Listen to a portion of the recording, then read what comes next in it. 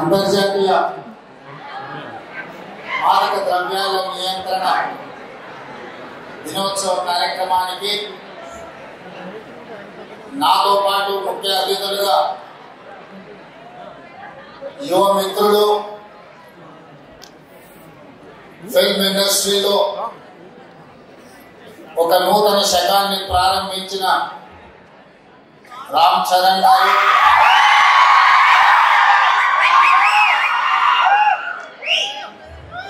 అదేవిధంగా ఏ background movie ఇండస్ట్రీలో లేకపోయినా కష్టపడితే రాణించవచ్చు అని నిరూపించిన మరో యువ మిత్రులు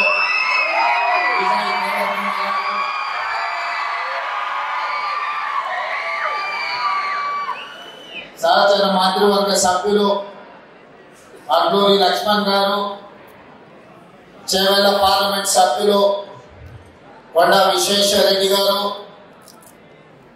రాజ్యసభ సభ్యులు అనిల్ కుమార్ యాదవ్ గారు, film development corporation chairman Venkata Ramanareddy, మనందరం గౌరవంగా పిలుచుకునే దేవ్ రాజ్ గారు, అదేవిధంగా Telangana police department DGP Jitender గారు, Telangana anti narcotics bureau DG Sandeep Sandilya గారు, ఇతర పోలీస్ ఉన్నతాధికారులు డ్రగ్స్ మహమ్మారిని నియంత్రించాలి అని, స్పోర్ట్స్ ని ఆదర్శంగా తీసుకోవాలని, మీ అందరినీ ప్రభావితం చేయాలని విచ్చేసిన పుల్లెల గోపీచంద్ గారు, అదేవిధంగా ఈ కార్యక్రమంలో పాల్గొన్న కవులు, కళాకారులు, వందలాది మా యువ మిత్రులందరికీ కూడా మనస్ఫూర్తిగా తెలంగాణ రాష్ట్ర ముఖ్యమంత్రిగా స్వాగతం పలుకుతున్నా. మిత్రులారా, ఈ ప్రాంతానికి, ఈ ప్రజలకు ఒక గొప్ప చరిత్ర ఉన్నది. ఆనాటి కొమరం వీరుడు రామ్జీ గోండు నుంచి మొదలు పెడితే మలితరం తెలంగాణ ఉద్యమంలో నిజాంలకు, రజాకర్లకు వ్యతిరేకంగా పోరాటం చేసిన చాకలి ఐలమ్మ, దొడ్డి కొమరయ్య, అదేవిధంగా సర్దార్ సర్వాయి పాపన్న గౌడ్ లాంటి పోరాట యోధులు ఈ తెలంగాణ ప్రాంతానికి ఒక స్ఫూర్తి. ఇంతకుముందు అక్కడ యువ మిత్రుడు గుర్తు చేస్తున్నారు, మన్యం వీరుడు అల్లూరి సీతారామరాజు నుంచి నల్లమల వీరుడు కొమరం భీముడు వరకు ఈ ప్రాంతం ఒకనాడు జమీన్ జంగల్ కోసం పోరాటం చేస్తే మరి తరంలో భూమి కోసం, ముక్తి కోసం, విముక్తి కోసం జరిగిన పోరాటాలు ఈ ప్రాంతంలో ఎక్కడ చూసినా మీకు కనిపిస్తుంది. ఇవాళ మీరు ఎక్కడికి వెళ్ళినా, అది ఆదిలాబాద్ కావచ్చు, వరంగల్ కావచ్చు, నల్గొండ కావచ్చు, లేదా నల్లమల అడవి కావచ్చు, మన ప్రాంతం, మన ప్రజలు ఒక పోరాటానికి స్ఫూర్తినిచ్చిన వాళ్ళు. ఆ పోరాట స్ఫూర్తి నుంచి వచ్చిన ఉద్యమమే తెలంగాణ ఉద్యమం. ఈ తెలంగాణ ఉద్యమం ఆనాడు విద్యార్థుల నుంచి మొదలై తెలంగాణ రాష్ట్రాన్ని సాధించే వరకు విశ్రమించలేదు.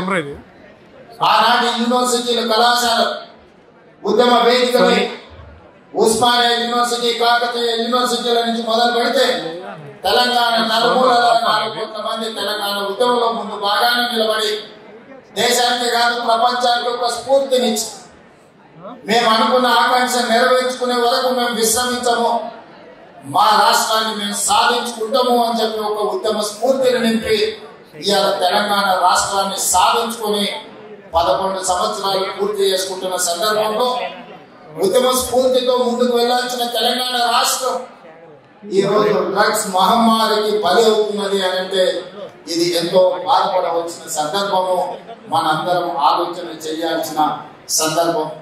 మిత్రులారా, ఒకనాడు తెలంగాణ గడ్డ ఉద్యమాలకు వేదికైతే ఈనాడు ఇదే తెలంగాణ ప్రాంతం గంజాయికో డ్రగ్స్ కో వేదికగా మారితే ఇది మనకు అవమానమా, ఇది మనకు ఆత్మగౌరవమా? ఒకసారి ఆలోచన చేయండి. అందుకే డిసెంబర్ 7, 2023 నాడు తెలంగాణ రాష్ట్ర 2వ ముఖ్యమంత్రిగా ప్రమాణ స్వీకారం చేసిన మరుక్షణం స్పష్టంగా చెప్పిన తెలంగాణ గడ్డ మీద గంజాయి కాదు కదా, గడ్డి పరకైనా మాదక ద్రవ్యాల ఆలోచన చేస్తే వాళ్ళ వెన్ను తీరుస్తాము అని చెప్పి తెలంగాణ రాష్ట్ర ప్రభుత్వం స్పష్టంగా చెప్పింది. ఇవాళ మిత్రులారా, ఈ వేదిక మీద ఉన్న మేమెవరం పెద్ద పెద్ద బ్యాక్గ్రౌండ్ నుంచి వచ్చిన వాళ్ళం కాదు. చరణ్ కు బ్యాక్గ్రౌండ్ ఉంది, కానీ చరణ్ ని ప్రభావితం చేసిన చిరంజీవి గారు ఏ బ్యాక్గ్రౌండ్ లేకుండా కష్టపడి కింద నుంచి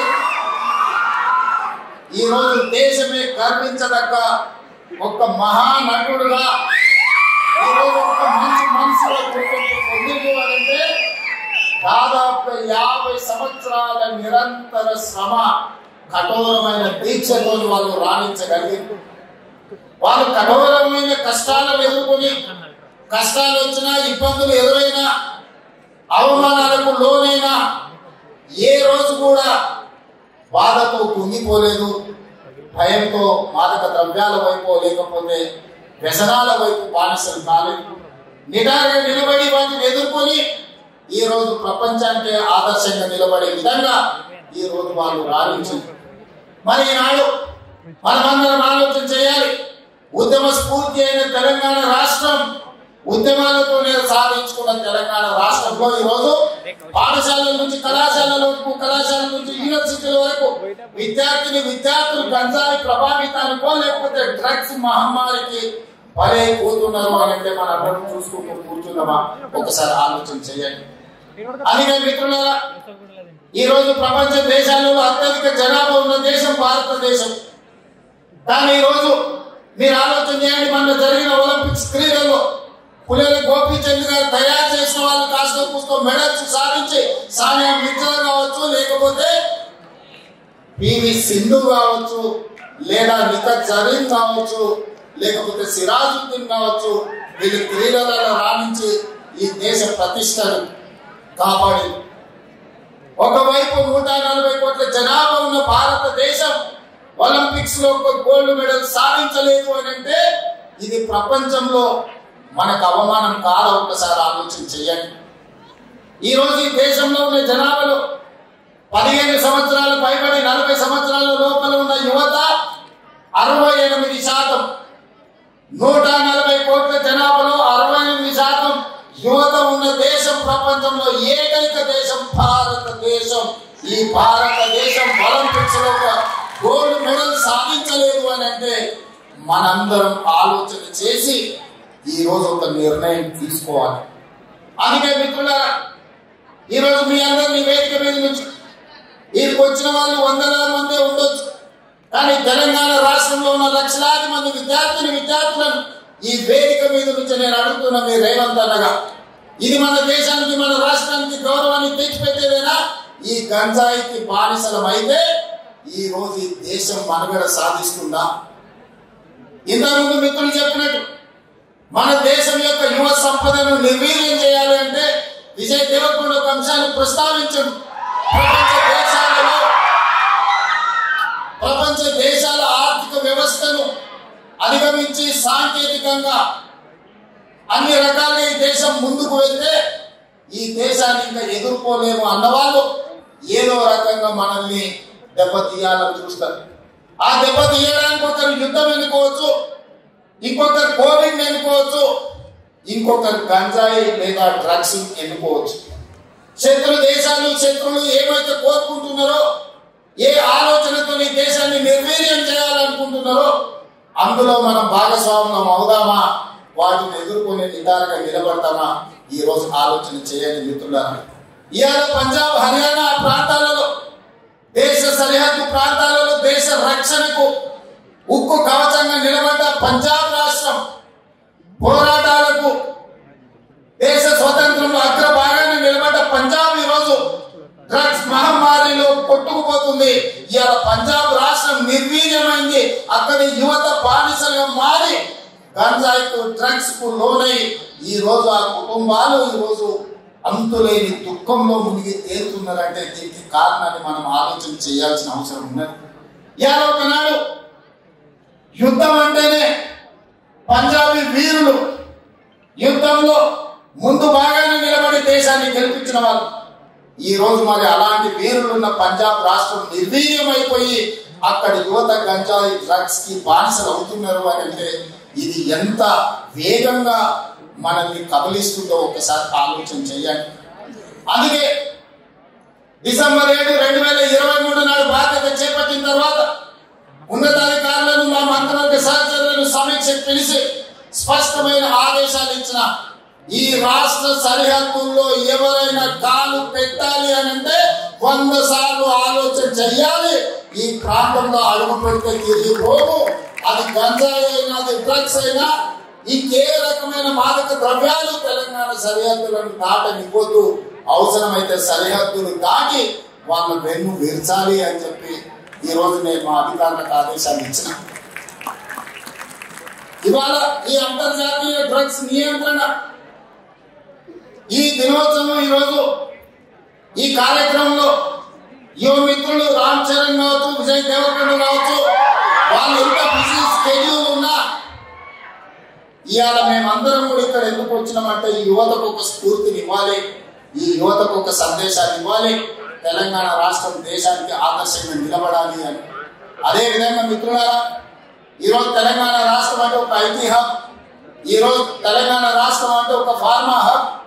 ఈరోజు ఈ తెలంగాణ రాష్ట్రం మీరందరూ మనమందరం ఉండగా ఇది ఒక గంజాయికో డ్రగ్స్ కో హబ్ గా మారితే మనందరము ఈ రోజు విఫలమైనట్టే, తెలంగాణ రాష్ట్రానికి అన్యాయం చేసిన వాళ్ళం అవుతాం. అందుకే ఈరోజు ఏ పాలసీ లేని తెలంగాణ రాష్ట్రానికి స్పోర్ట్స్ పాలసీని తీసుకొచ్చాం. యువతను సరైన మార్గంలో పెట్టాలి, వాళ్ళకి అవకాశాలు కల్పించాలి, వాళ్ళని అభివృద్ధి పదం వైపు నడిపించాలి. అందుకే నూతన విధానం ద్వారా యంగ్ ఇండియా స్కిల్స్ యూనివర్సిటీ తీసుకొచ్చాం.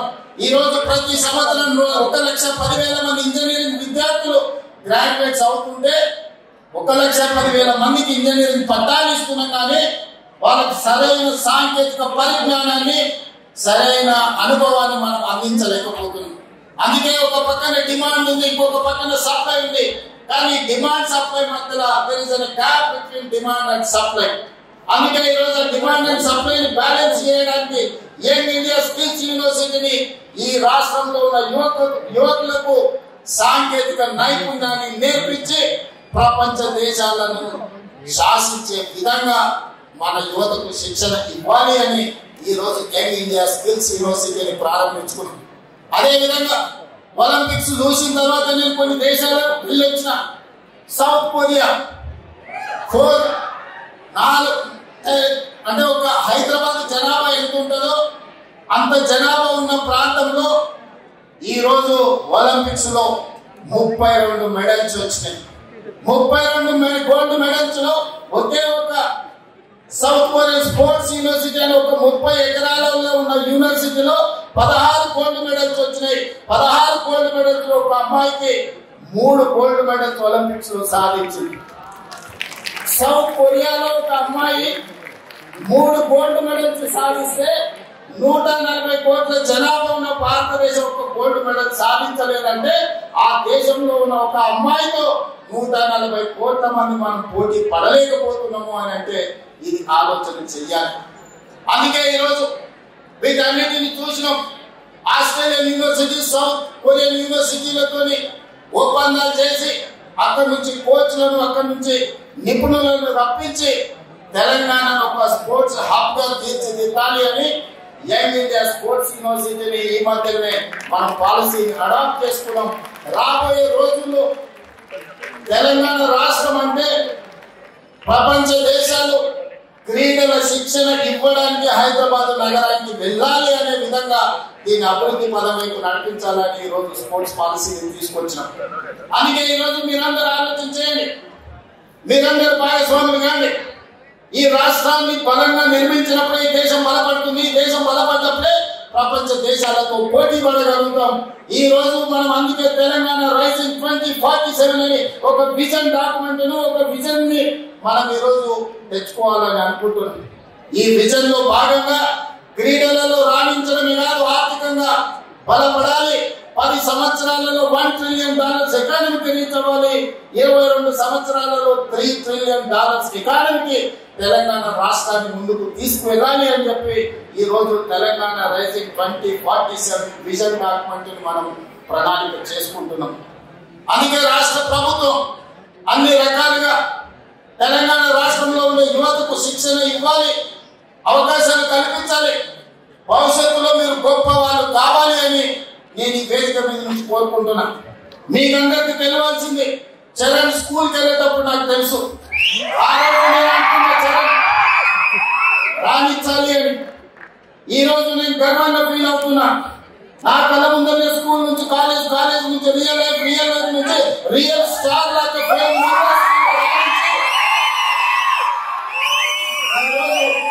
ట్రిపుల్ ద్వారా ఆస్కర్ అవార్డుని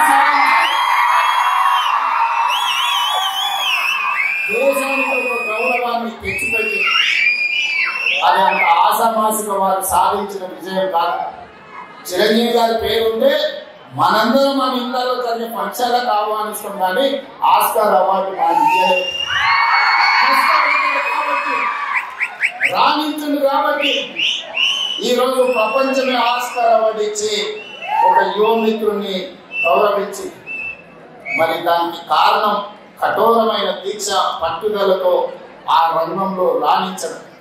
అందుకే మీ అందరికీ ఈరోజు సినిమాలలో వాళ్ళు పోషించే పాత్రలు కాదు, రియల్ వాళ్ళ లైఫ్ ని ఆదర్శంగా తీసుకోండి. వాళ్ళు ఎంత కష్టపడి ఇక్కడికి చేరుకొని ఉండొచ్చు. విజయ్, నేను అప్పుడప్పుడు చెప్తా ఉంటాను మీకు అందరికి, నల్లమల అడవులో నుంచి నేను ఇంత దూరం వచ్చా. ఒక ZPTC, MLC, MLA, MP, Congress president, ముఖ్యమంత్రి 16 సంవత్సరాలుగా ఒక్కొక్క అడుగు వేసుకుంటూ 2016లో నేను మొదలుపెట్టిన ప్రయాణం 2023 తెలంగాణ రాష్ట్రానికి ముఖ్యమంత్రిగా ఈ రోజు బాధ్యత చేపట్టింది. అదే నల్లమల అడవి నుంచి వచ్చిన వాడు విజయ్ దేవరకొండ. పాలమూరు నుంచి ఈ రోజు మీ అందరూ కష్టం లేకుండా, కమిట్మెంట్ లేకుండా ఇంత దూరం రా. వాళ్ళ నిజ జీవితాలను ఆదర్శంగా తీసుకోండి. వాళ్ళ సినిమాలలో పోషించిన కొన్ని పాత్రలు పాజిటివ్ ఉండొచ్చు, నెగటివ్ ఉండొచ్చు, అవి కాదు మనకు ఆదర్శం. ఈ రోజు రాణించాలి అంటే కష్టపడాలి అంటే కమిట్మెంట్ ఉండాలి. అందుకే ఈ రోజు స్కూళ్లలో, కాలేజీలో ఎక్కడైనా ఈ మాదక ద్రవ్యాలకు సంబంధించిన సమాచారం ఉంటే పోలీసులకు మీరే చేరవేయండి. ఇంతకు ముందే టోల్ ఫ్రీ నెంబర్ ని మీకు అందరికీ డిస్ప్లే చేసింది. నో డ్రగ్స్ అనేదానికి మీరే బాలకులుగా కానీ ఇన్ఫర్మేషన్ వ్యవస్థనే పోలీస్ వ్యవస్థను బలోపేతం చేస్తుంది. ఈ రోజు నియంత్రించాలి అంటే సమాచారం ఉండాలి. సమాచారం ఉండాలి అంటే ఆ సమాచారం కాలేజీలలో చదువుకుంటున్న విద్యార్థులు, పాఠశాలలో చదువుకుంటున్న విద్యార్థులు టోల్ ఫ్రీ నెంబర్ కు మీరు సమాచారం అందించండి. తప్పకుండా వాటిని నియంత్రిస్తాం. ఈ వేదిక మీద నుంచి పాఠశాల, కళాశాలల యజమానులు కూడా నేను సూచన చేస్తున్నా, రేపు మీ కళాశాలలో ఇట్లాంటి అసాంఘిక కార్యక్రమాలు జరిగితే దానికి మీరే బాధ్యత వహించాల్సి ఉంటారు. ఎందుకంటే తల్లిదండ్రులు మీ మీద నమ్మకంతో, విశ్వాసంతో లక్షలాది రూపాయల ఫీజులు చెల్లించే పిల్లల్ని మీ పాఠశాలలు, మీ కళాశాలలకు పంపిస్తే మీరు చదువు చెప్పడంతోనే మీ బాధ్యత అయిపోయింది అనుకుంటే కుదరదు. వాళ్ళు ఏ విధంగా వ్యవహరిస్తున్నారు, వాళ్ళు ఎలాంటి వ్యసనాలకు లోనవుతున్నారో పర్యవేక్షించాల్సిన బాధ్యత యాజమాన్యాల మీద ఉన్నది. రాబోయే రోజుల్లో మా డీజీపీ, నా యాంటీ నార్కోటిక్స్ అధికారులకు నేను ఆదేశాలు ఇస్తున్నా. ఏ కళాశాల, ఏ స్కూల్ ప్రాంగణంలో ఎక్కడైనా గంజాయి, డ్రగ్స్ ఆనవాళ్ళు దొరికితే యాజమాన్యాలను కూడా కేసుల్లో పెట్టండి. వాళ్ళ బాధ్యత. మనము నమ్మి మన పిల్లల్ని వాళ్ళ స్కూళ్ళకు, వాళ్ళ కాలేజీలకు పంపిస్తే లక్షలాది రూపాయల ఫీజులు పెడితే వాళ్ళని పర్యవేక్షించకుండా, బాధ్యత తీసుకోకుండా ఫీజులు తీసుకుంటాం కానీ బాధ్యత తీసుకోము అంటే కుదరదు. ఖచ్చితంగా ఆ స్కూలు, కాలేజీ యాజమాన్యాలు కూడా బాధ్యత తీసుకోవాలి. మీరు ఎట్లయితే సైన్స్, మ్యాథమెటిక్స్, ఇంగ్లీష్ చెప్పడానికి టీచర్లను పెట్టుకుంటున్నారో, మీరు ఎట్లయితే స్పోర్ట్స్ కోసం మీరు టీచర్స్ రిక్రూట్ చేస్తున్నారో, పిల్లల బిహేవియరల్ చేంజెస్ కూడా గమనించడానికి సైకాలజీ అవగాహన ఉన్న వాళ్ళని కూడా ప్రొఫెషనల్స్ మీ కాలేజీలో, స్కూళ్ళలో పెట్టుకోండి. పిల్లల ప్రవర్తనలో మార్పు గమనించాలి. ఎందుకంటే తల్లిదండ్రులు ఉద్యోగము లేకపోతే ఉపాధి పనుల్లో పడి వాళ్ళ సమయం పిల్లలతో కేటాయించలేకపోతున్నారు. అందుకే majority time kids are spending in the schools. So అక్కడే వాళ్ళని గమనించాలి. వాళ్ళ ప్రవర్తనలో కానీ వాళ్ళ ఆలోచనలో కానీ వాళ్ళ వ్యవహార శైలిలో మార్పును గుర్తించవలసిన బాధ్యత స్కూల్ యాజమాన్యం మీద టీచర్ల మీద ఉన్నది. దయచేసి స్కూల్ యాజమాన్యులకు టీచర్లకు కూడా నా సూచన, మీ బాధ్యత అది, మీ సోషల్ రెస్పాన్సిబిలిటీ. మీరు ఖచ్చితంగా ఈ విషయంలో ప్రత్యేకమైన దృష్టి పెట్టాలి. రాబోయే రోజుల్లో గవర్నమెంట్ నుంచి కూడా నేను కలెక్టర్స్ అండ్ చీఫ్ సెక్రటరీ ఇతర అధికారులకు నేను ఆదేశాలు ఇస్తున్నాను. ఈ పాఠశాల కళాశాలల యాజమాన్యులతో మీరు ఒక ప్రత్యేకమైన సమావేశం పెట్టండి, ఒక ఓరియంటేషన్ ఇవ్వండి, వాళ్ళకు ఒక అవగాహన కల్పించండి. యాజమాన్యులకు కూడా వాళ్ళ బాధ్యతలను గుర్తు చేయండి. ఇది మీ బాధ్యత. మీ పనికి తల్లిదండ్రులు నమ్మి పిల్లల్ని పంపిస్తే పాఠశాలలో ఇవాళ రేపు గంజాయి చాట్ల వేదికలు అవుతున్నాయి. విద్యార్థులకు నేను సూచన చేస్తున్నా, మీ స్కూల్ మీ కాలేజీల ముందర ఏవైతే కిరాణా కొట్లు ఉన్నాయో కిరాణా కొట్టుల్లో చాక్లెట్లు కాదు గంజాయి చాక్లెట్లు అమ్మే సంస్కృతి స్లోగా తెలంగాణ రాష్ట్రంలో కనిపిస్తుంది. మీరు గమనించండి. అట్లాంటి వాతావరణం ఉంటే పోలీసులకు సమాచారాన్ని అందించండి. మనందరం అప్రమత్తంగా ఉన్నప్పుడే, మనందరం పోలీసింగ్ చేసినప్పుడే వీటిని నియంత్రించగలం.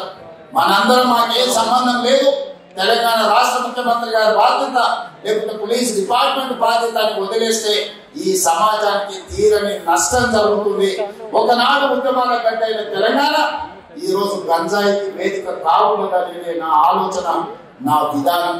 అందుకే మిత్రులారా, ఈ తెలంగాణని బలోపేతం చేసి అభివృద్ధి పదం వైపు నడిపించాలి అంటే మీరందరూ సహకరించాలి. మీరు మేము మనం కలిస్తేనే ఒక ఆరోగ్యవంతమైన తెలంగాణ, ఒక అభివృద్ధి చెందిన తెలంగాణ, ఒక ప్రపంచానికి ఆదర్శంగా నిలబడే తెలంగాణ తీర్చిదిద్దుకున్నాం. పదే పదే మిత్రులు అంటుంటారు, మనం బ్యాంకుతో పోటీ పడుతున్నాం ముంబై ఢిల్లీతో. బెంగళూరు, ముంబై, ఢిల్లీ, చెన్నై కాదు మన టార్గెట్. మన టార్గెట్ న్యూయార్క్, టోక్యో, సౌత్ కొరియాతో పోటీ పడాలి. ప్రపంచంతో పోటీ పడే శక్తి, యుక్తి, యువత మన రాష్ట్రం, మన దేశంలో ఉన్నది. అందుకే మీరు మేము మన అందరం కలిసి ముందుకు వెళ్తాం. ఈ తెలంగాణ యాంటీ నార్కటిక్స్ బ్యూరోని ఇక ముందు ఈగల్ అని పిలువదలుచుకున్నాం. ఈగల్ గురించి మీకు తెలుసు కదా, 20-30 వేల అడుగుల పైన ఆకాశంలో ఉన్న కింద నేల మీద ఉన్న తన టార్గెట్ ను నిశితమైన దృష్టితో చూస్తుంది. Eagle success ratio 100% target reach అవ్వడం అంటే ఈగల్ చూసే నేర్చుకోవాలి. ఈ రోజు అందుకే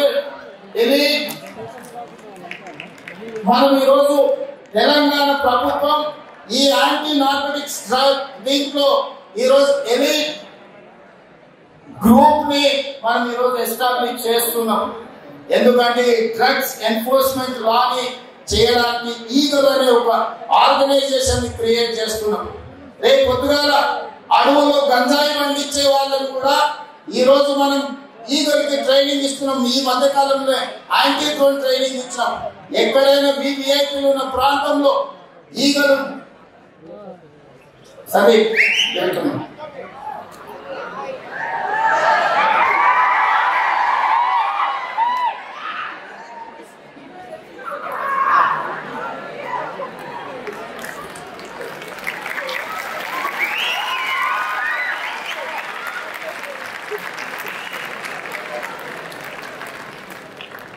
ఈగల్ అంటే elite action group for drugs law enforcement. ఈ రోజు నుంచి ఈ ఆర్గనైజేషన్ పనిచేస్తుంది. ఈ గద్ద మీరు ఎక్కడ గంజాయి పండించిన కనిపెడుతుంది.